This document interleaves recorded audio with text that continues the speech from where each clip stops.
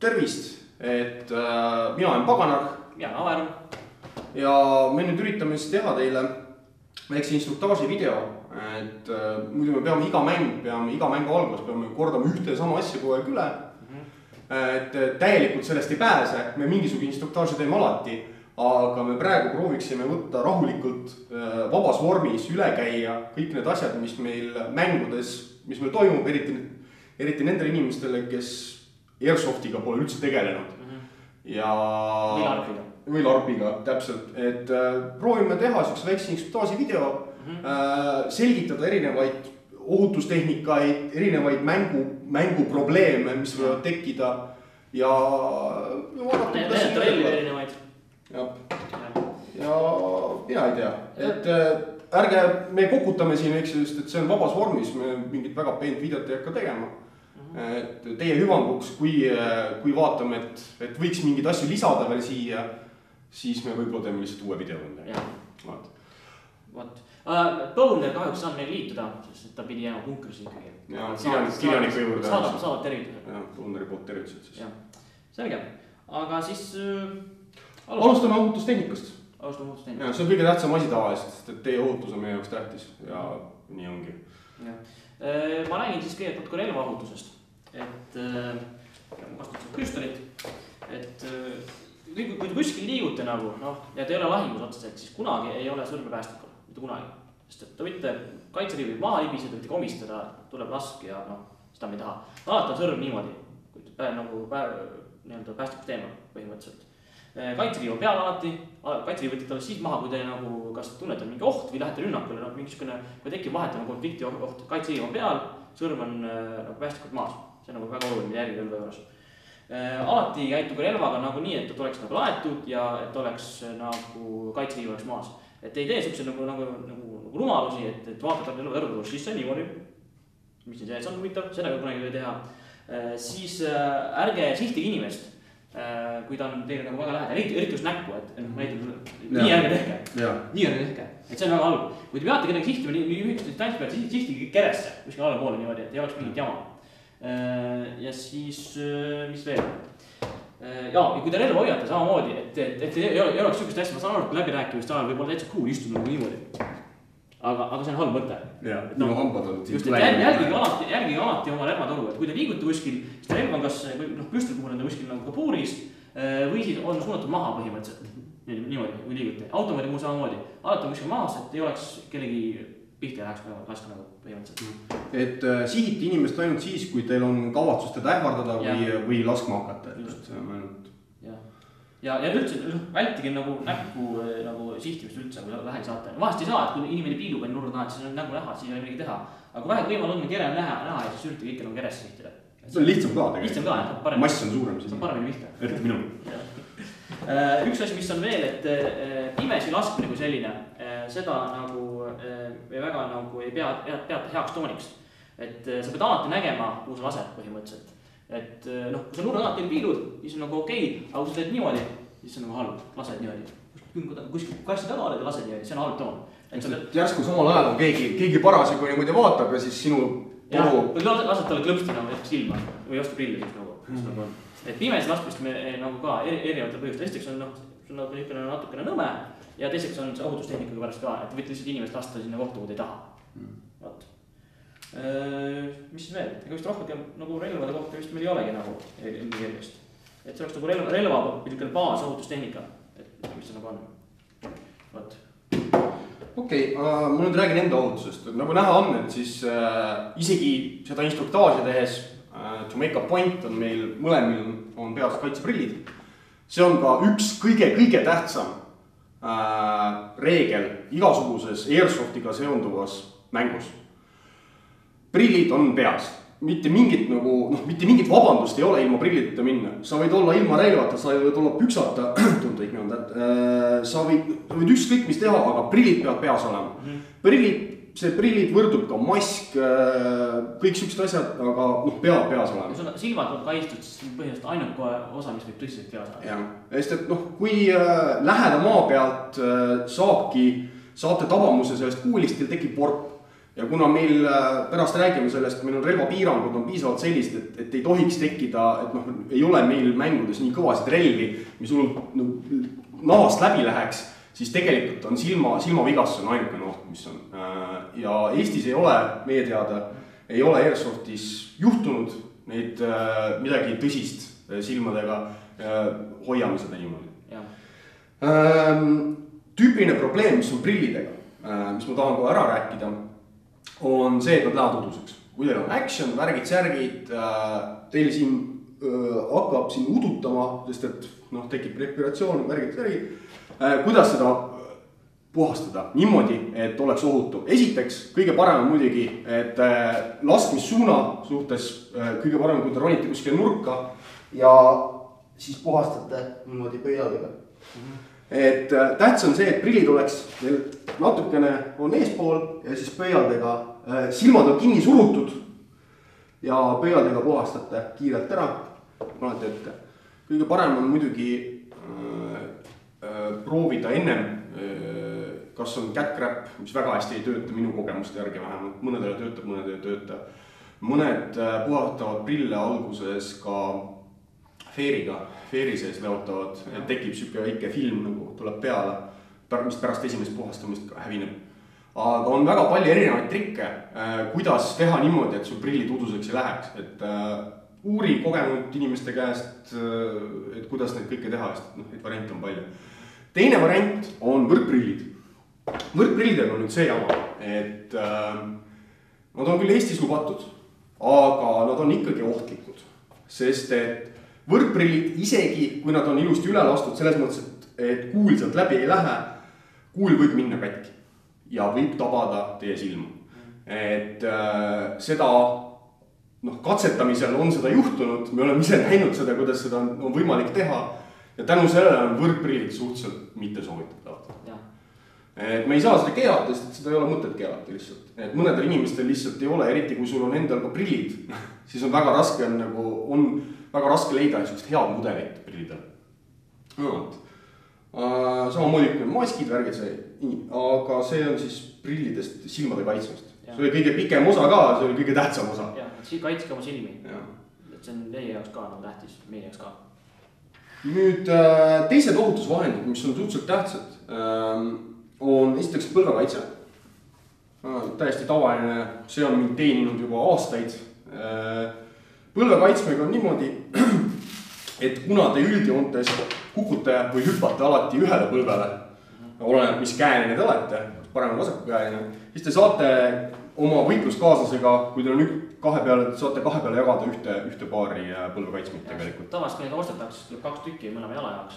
Aga lihtsalt annate teise sõbrale, et ta saaks ka mõneda põlvekaitse. Jah, sest et need rendikomplektidega need kaasa ei tule. Jah, rendikomplektid kaasa tule, et kui võimal on, siis hankige need ise. Jep, et põlvekaitsmed üle head asjad. On küll, jah. Te ei pea, esiteks põlvevigastused on väga ebameeldivad ja võivad jääda teid kummitama terveks eluks. Ja on väga mõnus on tunda, et hüppad seal põlvega, hüppad kuskile kiviklibu peale ja siis tunned, et see absorbeeris ära kogu selle jama, mis pidi sisse tulema. Mis on veel näo kaitsmist? Siin on mitu korda käis juba Aveka jutust ka läbi, et nägu on vaja kaitsta, sest et nägu on meil siuke pehme ja kena koht, et kuhu sisse saada. Selle jaoks on nüüd erinevaid variante. Levinumad on siuke kerge sall ümber näo. See on ka optsionaalne muidugi. Mina näiteks, mina isiklikult ei jää, ma loodan ikka, et vahepeal ikka kaitseb ära midagi. Siis on olemas niisugused võrkmaskid näiteks, neid võib kanda. Neil on ebamugavused, maskidel on üldiselt alati see probleem, et relv on raske palge panna, aga on ka kõik. Muus osas, eriti siis, kui on teada, et nüüd läheb mingisuguseks, võib minna lähivõitluseks, suhteliselt lähivõitluseks, mis on 5 meetrit, 10 meetrit, mis iganes, siis on üldiselt hea omada mingisugust näokaitset. Või siis vähemalt hoida suud kinni, sest et vastu hambaid tulev Airsofti kuul võib lüüa välja killude jambast, kui teil on piisavalt nõrk hammas. Seda me oleme ise näinud, et juhtus. See oli ka lähidistantsid ja lasti automaadiga põhjast hammastest. Ja lasti päris kõva tuning relvaga ka, mida meil on õnneks keelatud enam, aga siiski, asju võib juhtuda. Selles mõttes, et me ei taha teid kindlasti praegu ära hirmutada sellega, aga parem on, ohutustehnikus on alati parem ära rääkida need hullemad asjad, et te siis saaksite valmistada ennast ja panna vastavalt kaitsta ära ennast. Enese kaitsmine on väga tähtis. Mis meil veel on? Üldse paljas nahk tegelikult. Jah, tegelikult küll, jah. Kuna meil tuleb üldjoontes meil lõikused toimuvad kas kevadel või sügisel, siis pahatihti meil seda paljanaha probleemi ei ole. Aga üldjoontes on niimoodi, et T-särgiga no võib minna. Muidugi võib. Igas mõttes see hull on. Aga see on lihtsalt, see on laks, mis tuleb vastu nahk, see on mõnikord päris valus. Et see on asi, milleks tuleb lihtsalt ette valmistada ennast. Ja see annab muidugi ka kogu mängule annab sükse uue layeri, sest et ei taha pihta saada. Ja, nagu päriselt ei taha pihta saada. Ja see aitab natukene sükse ehedusele vähekene kaasa. Seepärast on näiteks isegi sellised kindad, kas või õhukesed kindad, mis katavad täiesti nagu raha on väga hea mõte näiteks. Sest vastu näppe saada ka päris halb. Just sain eelmine nädalavahetus. Pingutatud naha pihta läheb, siis on siuke ebameeldiv. Ja üldiselt ohutusest veel see, et ärge, me teeme mängu alati polügoonid ja seal on igast soppa muru sees, seal on okast traat, seal on metallivennad on ära tassinud kaevuluuke, kõik siuksed asjad, mingid kraavid, tõesti ongi, kaablid on välja tõmmatud, siuksed hiiglaslikud kraavid jooksevad mööda, on ära peitunud sinna muru sisse. Ja sa ei näe, sa jooksed mööda seda muru, kõik on, oleks nagu sile või sääsku raks korras pahklu läinud, no mis iganes, et ärge jookske lihtsalt niisama, et alati vaadake silme ette ja kui te tahate joosta, siis on kindlasti äkki mingid mööda teid ja niimoodi on võimalik minna ja tänu selle muutuvad teed ka strateegilisemateks objektideks mängudel kui muidu. Kui on mingi eriti nagu selline nagu ohtlik ja rõve koht, siis me reeglina märgistame selle puna-valge lindiga ära. Kui me ise teame. Aga me ei pruugi teada, sest polügoonid on hiiglaslikud. Ja kui me just ei tee seda mängu, ei tee oma nii-öelda koduplatsidel, kus me oleme väga tihti ise käime, nagu on Tartus Raadi või siis Tallinnas Türisalu, siis me lihtsalt ei tea. Ongi kõik. Et vaadake silmet alati. Ja selle vastu aitab ka tegelikult pahklu enda asja aitab see, kui te hangite endale sellised mõnusad pika säärega saapad, mis toetavad te jalga. Et see, kui te astute natuke valesti, siis saavad sama kaitse. Et kui on vähegi võimalus, siis ongi enda sellised sõjaväe nagu pool saapad. No kõige parem on sõjaväesaabas muidugi kõige ägedam, aga kui ei ole, siis näiteks ka tõmbate juba varem, tõmbate ära selle mingi fikseeriva, mis need lindid on, et sidemed põhimõtteliselt, jah, sidemega juba tõmbate ümber selle ja siis see natukenegi aitab, sest et ei ole lihtne, mööda muru jooks kõik on vägev ja siis seal on tegelikult üks siuke sniki auk on sees ja ongi korras. Adrekas on üleval, te olete sattunud tule alla, teie rühm on sattunud tule alla, te hakkate jooksma ja siis on trõks ja läinud, ebameeldiv. Me lõpetuseks ütles veel, et tegelikult nagu meie mängudel siiamaani õnneks pole ei hammaste väljalaskmist ega mingit siukest suuremat väljaväänest, midagi siukest nagu olnud tegelikult. Aga me lihtsalt räägime selle pärast selle ära, et oleks nagu räägitud. See on tähtis. See on tähtis. Jah, täpselt. Nii, räägime relvadest nüüd. Räägime relvadest. Aga alusta sina. Selge. Meil on põhimõtteliselt 2 relva siin. Mina räägin sellisest nagu traditsioonilisemast relvast. Milleks on siis Sig Sauer 556. See on siis AEG automaat, ehk siis põhimõtteliselt klassikalisem automaat, mis te näete. Sellised väga tuttavad salved on. Põhimõtteliselt alustame siis sellest, et kaitseriiv. Tegelikult sükast tüüpi relvadel kaitseriiv põhimõtteliselt asub siin kohas. Vaatad siia, siin on väike nullu ja saab nagu keerata. Ja see on dopeeritud, see on teiselt poole samasugune, et see sobib nagu mõlemal käele põhimõtteliselt. Kaitseriivil on põhimõtteliselt 3 asendit. Esimene on nagu see nii-öelda, millest ta enam aja pärast teed olema, on safe, ehk siis turvaline. Kui ta vaitab päästikud, siis mitte midagi juhtuda. Järgmine nagu nii-öelda asend, kui seda keerad, siis käib siukene klõps, mingi hetk klõps, siis see on nagu üksiklasud, mis on lasud ükshaaval. Ja siis viimane asi, mida kasutatakse reeglina kõige rohkem, on siis see, et lükkate selle kaitseriivi täiesti asendisse klõpsti, et see on automaattuli põhimõtteliselt. Et siis nagu tuleb nii palju, nagu te päästika alla nagu vajutate. Muidu on jah selline nagu kõige klassikalisema kujuga, et see on toru ja salve käib siit ja nii edasi. Ja siis tavaliselt on need kõik relvad ehitatud suhteliselt loogiliselt. Nagu siingi, et salve vabastamistupp näiteks on näiteks siin kohas. Et vajutad siia peale ja siis tuleb salve ära. Ja nagu siis vaatad tagasi kontrollid, et oleks kinni veel ja siis nagu salv on uuesti all. Nii, siis põhimõtteliselt noh, sihtimine nagu sihtimine ikka, vahet terve oli valge ja see on iga enda asi. Ma räägiks salvest natukene. Et samas, kuna enamus inimesi, kes saavad nagu rendirelvad, nemad saavad salve, mille nimeks on high cap. See näeb sinna, et siia on hästi palju kuule sisse. Ja high cap'ina laetakse nii, et siin taastanud peal on selline nagu mingi väike luugikene, teete selle lahti. Siin on luuk, siis lähed kuulid valata sisse. Ja siis panete klõpsite selle kinni. Ja siis selle salve nagu laadimine käib niimoodi, et see salve all on pisikene nagu rõngas. Ja siis te kerite seda põhimõtteliselt ülesse. Kerite, kuni tunnete, et hakkab nagu raskem käima. Ja siis rohkem pole vaja kerida. Saate välja lasta 30 kuni 40 lasku, olenevalt salve tüübist. Ja siis kerite uuesti jälle peale. Ja selle salvega on see, et ei ole mingit salve vahetamist põhimõtteliselt. Et teil on üks salv, siin on terve mõni kuule sees, siia näiteks mahtus 400 vist, kui ma hästi mäletan, või 300. Ja lihtsalt muudkui kerite. Kui on vaja, siis võtate salve alt ära, teete jälle selle luugi siit lahti klõpsti niimoodi. Ja valate uued kuulid sisse, panete luugi kinni ja siis jälle kerite. Ütlete meie mängudes väga palju niisugust kuulikogust näeksite singulaarse inimese käes. Ja 400 kuuli päris palju asju.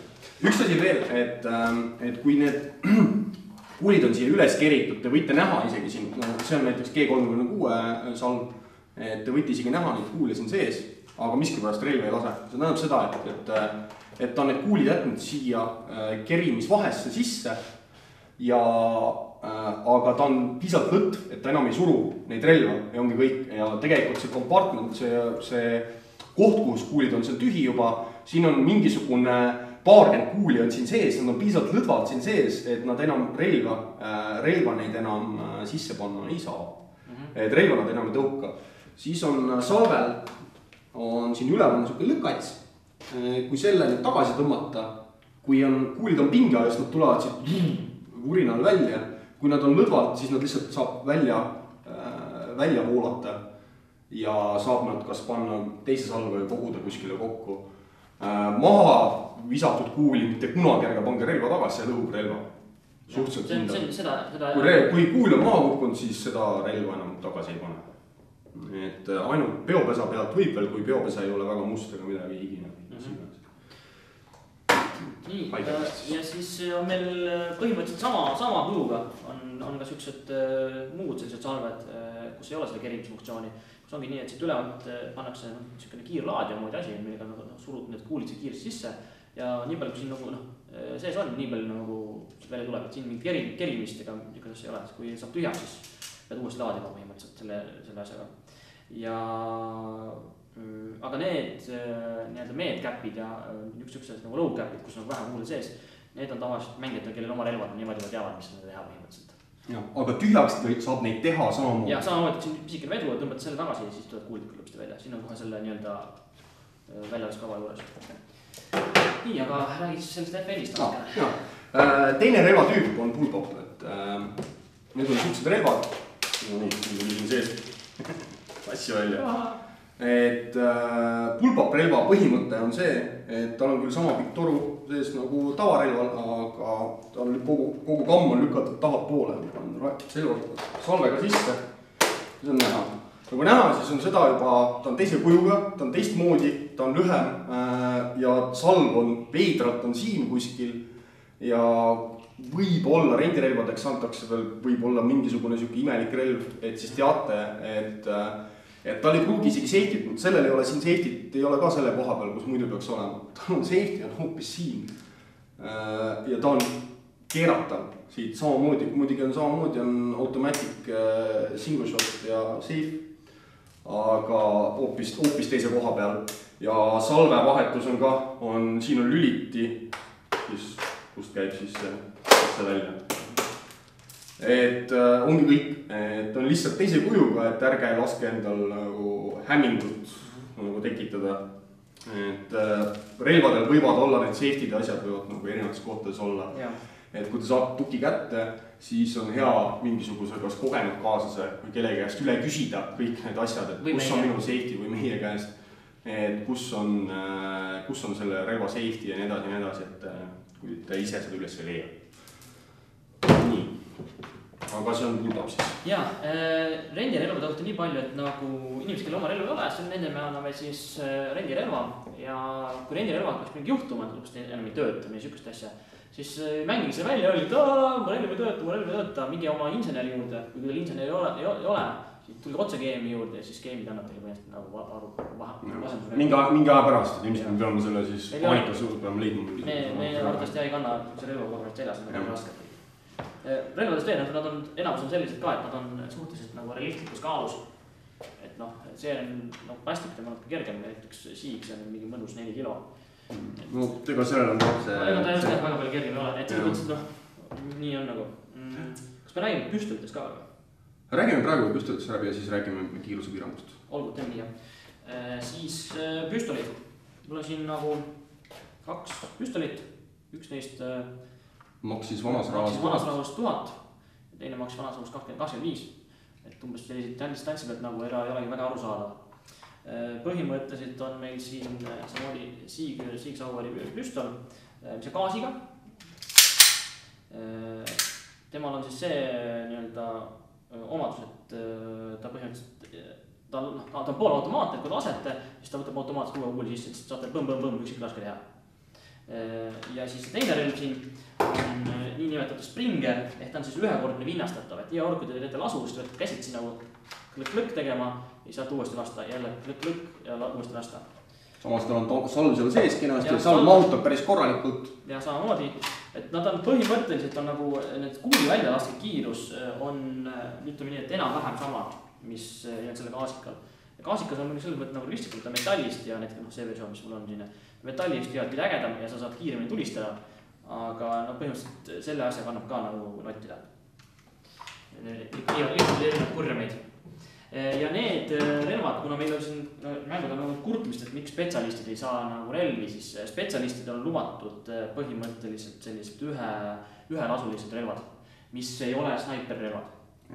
Et sellised püstolid, sellised on sellised nagu pumppüssi moodi laadsed asjad, mida saab palti jääma turult. Vinnastatavad siit alt käsitsi, eks ju. Ja see on mõned automaadi imitatsioon, mis on samamoodi, aga põhjas on see, et spetsialist võib olla relv, aga ta ei tohi anda automaattuld. Põhimõtteliselt võib olla gaasiga, võib-olla mis iganes, aga ta ei tohi anda automaattuld ja ta ei tohi olla snaiper. Snaiperrelvad tavasti, vinnastatavad on selline, mille väljalaske kiirus on väga meeletu põhimõtteliselt, väga suur.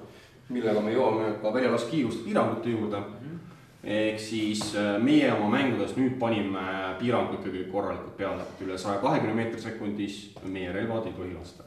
Et mängudes võib olla sellised relvi, aga need on väga üksikud ja need on meie poolt lubatud, ehk siis me teame, et meie platsil on 2-3 relva, mis lasevad sellise väljalaskiirusega. Need kõik on erilubadega ja need on kõik meiega eelnevalt kokku lepitud. Kui sul on kahtlus, et sinu relv laseb rohkem kui 120 meetrit sekundis kiirusega, siis sa räägid meiega sellest. Me saame selle üle mõõta ja siis veenduda. Ja võib-olla lubame, võib-olla ei luba, see oleneb sellest, kus osapoolest sa oled, mis iganes, see oleneb väga paljudest asjadest. Aga need, kes saavad rendirelva kätte, niimoodi ei pea muretsema. Nende relvad ei lase üle 120 meetrit sekundis.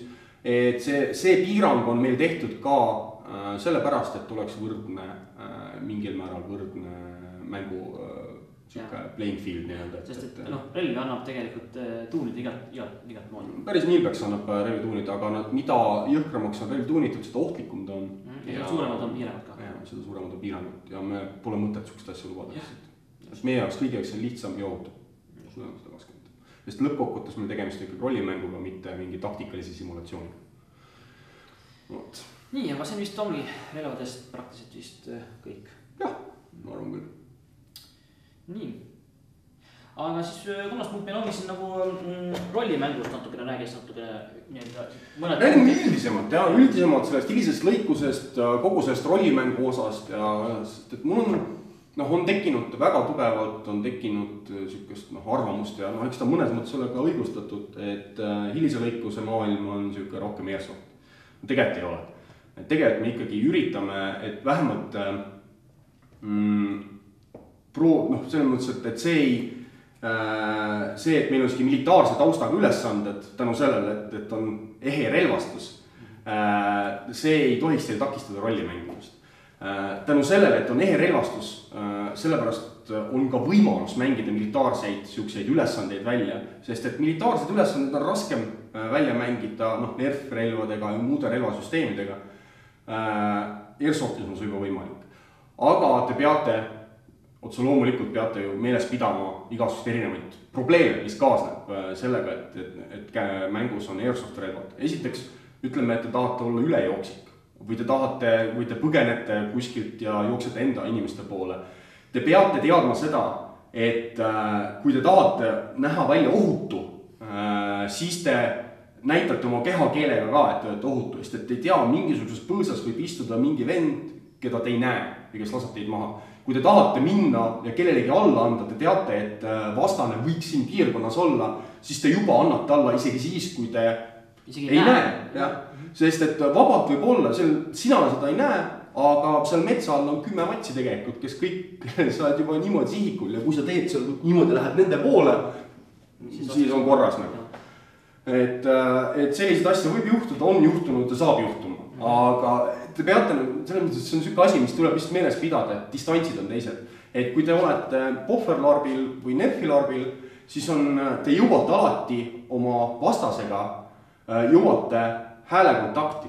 Et alati enne seda, kui konflikt juba jõuab alata, te saate temaga juba läbirääkimist astuda. Airsoftis võib olla väga vastupidi. Te saate kuuli enne, kui te saate läbi rääkima astuda. Ja sellepärast peate te natuke mõtlemist ümber tegema. Võib olla üldse niimoodi, et lähete, ma räägin nagu kõrval naabriga juttu, lähete metsani, lähete rahulikult käite, ja siis kus tuleb top, kuulja. Me ei saa kunagi teada, mis juhtus teevad. Istud seal ja mered lendavad ühes suunas ja karjud. Kõik ootavad. Aga valus ja hirmus on. Aga sinu tegelane ei jõuagi kunagi koju tagasi. Jah, nii ongi. Siin need metsas käivad lõppevad paha tihti lihtsalt lõik. Ühesõnaga, midagi meeles, et siin on distantsid hoopis teised, mis nagu tavatarpes. Ja nagu ma ütlesin ka, et meil on militaarsemad siuksed ülesanded, aga see ei tähenda seda, et tegu ei ole larbiga. Tegu on ikkagi larbiga, me õudselt tahame näha, meile õudselt meeldib rollimäng molemile. Me lihtsalt üritame tekitada mingit fusiooni selle Airsofti ja rollimängu vahel. Ja meile väga meeldib rollimäng, meile väga meeldib näha rollimängu ja me üritame teha kõik selleks, et oleks võimalik mängida rollimängu. Aga see peab teist endist tulema, sest me ei kirjuta teile ikkagi rolli ette ja põhimõtteliselt kõik on teie kätes, jah? Kõik on teie kätes, kui äge see mäng tuleb ja nii edasi. Aga mida me kindlasti ei taha, me ei taha Airsofti mängu sellest teha. Me ei taha teha Airsofti mängu. Sest Airsofti mäng on meie, meil toimub aastas nagu väga palju. Me saame seda kõvasti, me tahame rollimängu näha. Et see on tähtis asi, mida meeles pidada. Et ärge muutuge drooniks, ärge muutuge lihtsalt siukseks käsu aluseks. Üks punkt, mis päris nii on, mida tahaks sõnutada ka, on see, et püsige rolli saate. Et tehke seda asju, nagu teie tegelane teeks ja ärge tehke mingisugused imelikke asju. See ei pruugi alguses välja tulla, aga püüdke selle poole põhimõtteliselt. Ja teine asi ka, et pidage seda meeles, et ka teised mängid on rollis. Et kui teie mingisugune juht ütleb selle peale, et te olete kasutu mingisugune supinahk ja mida sa nüüd siin passid ja mine nüüd kiiresti sinnapoole, siis pidage meeles, et tema mängib ka teed rolli. Ta on jumalast vahva inimene, aga tema roll on see, et ta on selline kõva kõriga selline nagu militarist, kes ei taha, kes ei salli mingisugune ooderdamist ja siis ärge pange talle nagu mänguvälis, ärge pange pahaks, et ta karjub teie peale näiteks, sest et ta teeb seda sellepärast, et ta roll on selline põhimõtteliselt. Või siis vastupidi, mingisugune tegelane on täiega luuser, eks ju, ja nagu ta ei viitsi midagi teha, vaidleb teile vastu, vingub pidevalt, mis iganes. Ärge pange seda talle pahaks, see on tema roll, see ei ole see inimene, keda te näete mängul, see ongi rollimäng, see inimene, keda te näete mängul, ei ole tema ise, see on keegi roll. Ja mõned inimesed mängivad ise ennast, see on okei, aga igal juhul te peate alati endale tunnistama seda, et see inimene, kellega te praegu suhtlete, ei ole see inimene, keda te tunnete mänguväliselt, vaid see on see roll, see on see härra, mis iganes, ma Jaanus, mis mul nimed naljakad meil on seal, Männikäbi, eks ju. Et härra Jaanus Männikäbi ja tema see roll lõpeb ka selle mänguga. Pärast saate kokku ja räägite, see oli päris hästi karjusin. Täiesti tähtis on, sest on olnud meil juhtumeid, kus inimesed võivad solvuda ja on solvunud ja on probleemi tekkinud, et ei ole solvunud, ikka teed lõbus. isegi kui sa oled nagu vööni mudas. Et karju vastu või mis iganes, tee seda, mida sinu tegelane teeks. Täpselt, see on alati siuke hästi hea nagu guideline. Ja siis pihta saamine. Kuna tegelikult on nii, et erinevalt näiteks paintballist Airsofti kuul reeglina ei jäta jälge, siis on väga palju selle asja nagu ausus peale. Et tahaks rõhutada seda, et kui te saate pihta, et siis saage pihta päriselt ka. Et kui te olete metsas samamoodi, kus näide, lähete naaberi külla nagu, ma ei tea, Simmanile, et lähete, kuskil tuleb kuul, ei näe mitte midagi. Siis on mõtled nii, et äkki ei näinud nagu. Lähed ära. Kui saate pihta, siis ikkagi nagu arvestab sellega, et kukuta maha, karjud, õudselt valus on nagu ja nii edasi. Sest et see teine tüüp, kes seal küla vahelt variks, ta võis olla pool kõndid, roomas sinna koha, ehitasin tal mingisugused rohust, mingi väikse onnikes istus ja ootas teili. Pani nagu pau ära, aga lihtsalt ette nagu, nojah, okei, ma siis vist nagu, ma ei tea, olen vist siis surnud nagu või lihtsalt ei arvestada, siis see on nagu natukene halb ja nagu vähem. Et kui saate pihta, siis te olete haavatud ja siis tegelikult võib nii olla, et tõesti, et kui te olete see haavata saamist võib saada teie kõige nagu mängu tipphetkest, kui teid vangi võetakse ja kuskil veetakse ja siis seotakse. Igast asju võib juhtuda. Muidugi te võite seal kui üksinda seal metsas verest tühjaks jooksuda niimoodi, et keegi teid ei näe. Samamoodi see mätta vend, eks tema jooksis kohe minema pärast pauku ja nii edasi. Aga kunagi ei tea, vaata, see ongi selle rollimängu võlu, et sa kunagi ei tea, mis juhtub. Ja parem on, kui sa ikkagi lähed kaasa kogu mänguga. Sest et tunnista oma pihta saamise ja teistpidi samamoodi mõnikord inimesed lihtsalt ei tunne, kui nad pihta saavad. Lihtsalt tuleb sellega arvestada. Et alati ära automaatselt arva, et see inimene on ilge tõbras, et ta ei tunnistanud oma lasku, mis ta pihta sai ja nii edasi. Sest et võib-olla ta lihtsalt ei tundnud seda või siis see kuul kukkus enne teda maha, läks kuskile niimoodi, läks napikalt mööda või mis iganes. Et see inimene lihtsalt ei teadnud, et ta pihta sai. Et see läheb mõlemad pidi, et ära kunagi arva, et iga lask, mis sa tegid, et see läks kindlalt pihta. Ja sa vaatad küll, lasin 30 kuuli tema poole, just näinud. Aga relvade eripära on see, et nende see kuul lendab sirgelt ja siis väga järsult tegelikult kaotab oma jõu ära. Et see ongi see Airsoft relvade eripära. Samas, kui te näete tegelast, kes nagu korduvalt teie arvates ignoreerib tavamusi, siis andke sellest skeemidel teada ja siis skeemid tegutsevad vastu. Et siis kohalikud jumalad tulevad vahele. Aga põhimõtteliselt niimoodi on, et me vist üldiselt ei oskagi rohkem midagi sellest rollimängust osast rääkida, et kindlasti me nüüd näitame teile ära ka mõned situatsioonid, mida te peate ilmselt läbi tegema. Mis võivad juhtuda mängu ajal? Mis võivad juhtuda mängu ajal ja näitame teile eraldi ära. Aga muidu lõppsõnaks siis võib öelda, et ma ei tea, et proovige käituda kõigi nende guideline'ide järgi, mis me siin teile ette lugesime. Lugege reeglid läbi kindlasti. Olge maailmaga nii palju, kui teda on, eks ju. Olge maailmaga kursis. Ja sellest võib nagu väga rollimängele tulla. Ja nautige mängu põhimõtteliselt. Jah, täpselt nii. Okay. Kõige olulisem asi on see, et nii hukatav, kui kõik põhimõtteliselt, kes seda jälgivad, saaksid aru, et nagu põhimõtteliselt lastakse nagu tegelane lõplikult maha. Selleks on selline tore klassikaline nagu näiteks one-liner abiks või mis iganes, põhimõtteliselt ta saaks aru. Et nagu ikka, just nagu ei sihi näkku, vaid kerre ja siis ütled umbes nii, et no rott, põrgu saame ja siis lasete mööda. Ja ongi kõik. Siis on luhtselt aru saada. No nii. Põhimõtteliselt räägime natukene sellest haavata saamisest ka, et tegelikult mängudes on päris hästi see pahatihti ka välja tulnud. Mõnedel inimestel tuleb parem, mõnedel inimestel halvemini ja nii edasi. Et kuidas siis haavata saamine kui selline toimub. Esiteks toimub dramaatiliselt, sest on kohutavalt valus. Kui sa said selle litri sisse, sa võid seda teha, sa võid seda välja näidata, kuidas tahad. Sa võid pikali kukkuda, hakata kohutavalt röökima, sa võid olla šokis, vaadata seda verist kätt, mis teil sealt tuleb nagu, et see on kõik, see on väga dramaatiline ja hirmus tegelikult pihta saamine. Ja tegelikult ka hilisem ravimine, kui meedik tuleb selle kuuli välja kiskuma, siis see on rõvedalt valus reeglina, sest morfiin on tavaliselt kõigil otsas. Jah, morfiini tavaliselt, mis on morfiin? Et lihtsalt, et kui saate pihta, siis kõige lihtsam on see, et jah, et ühed mängise pihta saamine välja ära, kust iga on istute, saate nagu õlga, kukute maha või saate kuuli alla, röövite, karjute, te ei pea alati midagi röökima karjama, tõesti pagana ütles, võite olla lihtsalt šokis, et saate oma kuuli jalga ära, istud seal maas, vaatate jalga, hoiate kinni, ja siis kui arst tuleb, siis karjute tema peale, et ära lõikame jalga ära. No see ongi see, et röökimine lihtsalt on indikaator tavaliselt, et midagi juhtus nagu kohutavalt. Midagi kohutavalt juhtus, et suure tõenäosusega meedik siis kuuleb teid ja siis kui teil veab, siis tuleb teil appi, lapid teid kokku. Kui teil on meedik olemas. Aga muidu käituge vastavalt selle, mis nagu reeglites kirjas on. Et me praegu mingi numbrid ütle, sest reeglid võivad alati muutuda, aga käituge vastavalt nagu reeglitele. Lugege reeglid läbi, et see on nagu alati väga tähtis ja haavata saamise osa on üldse väga tähtis osa sellest hilisest lõikusest, sest et mida me oleme selle haavata saamise reeglistikuga oleme teinud, me oleme ehitanud päris tugeva puhvertsooni teie tegelase elu ja surma vahele.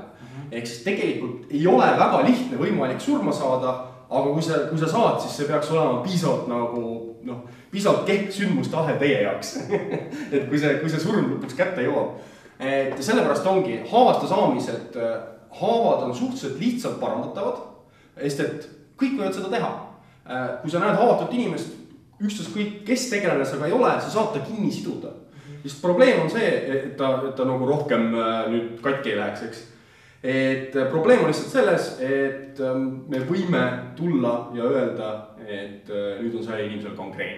Tänu sellele, et meedik teda kinni. Mis on ka kõik reeglid silusti kirjast. Ja, mis on ka kõik reeglid silusti. Et jah, vältige niisugust asja, et kui te avate, lihtsalt nagu lõsutate, see on nagu nii, et lõpuks viitsena hoiata. Aga see on istute nii nagu. Siis keegi tuleb küsima, mis on, mul on avatud nagu. Et see on nagu nõme, püüdke kuidagi vähemalt olla selline, et teil on õudselt, te lihtsalt vahtigi ette, et kuule, mis lõõtsutud. Jah, mis iganes täks. Klaasistunud pilguga vaatad nagu. Aga mitte nagu siuke nagu.